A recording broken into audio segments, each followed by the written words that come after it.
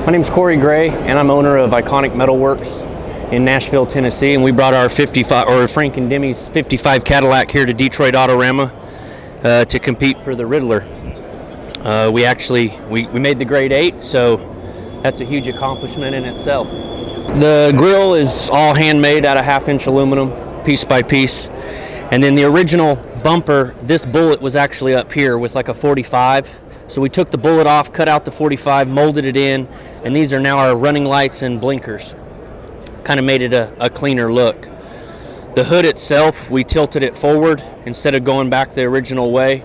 It's been decked in the center for a fresh air intake, and then it's all hand designed, billet aluminum, electronic hinges.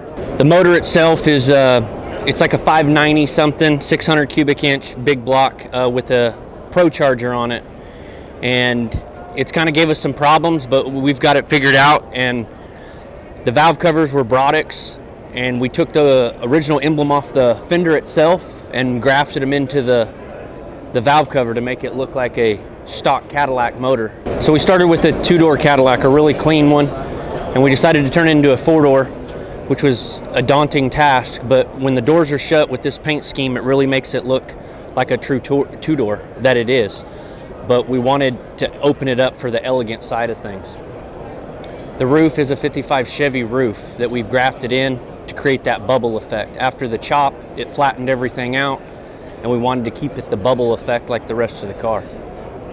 So the upholstery, it's all handmade. The dash is all handmade out of sheet metal. The console is a one-piece console that goes back. It's all out of metal. And then the interior is done out of Cayucas, California, and all the back seats are hand built. The fronts are actually out of a BMW that we've chopped down and totally modified.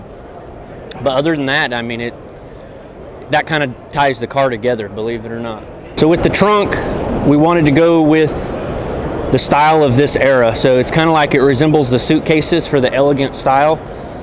But what this is actually a wood frame. It's upholstered inside and out with gas shocks. As you lift it up, that's the way we get to our 2 fuel tanks that are in each taillight, and that's because the bottom of the fuel, there's no floor in the car, so it's open to the ground and open up here. So we had to seal it off, but we wanted a way that we didn't want to look at the tanks. So this is what we made to make it look like we're going somewhere with some luggage, but it's just another way to think outside the box. Going for the Ridler tomorrow.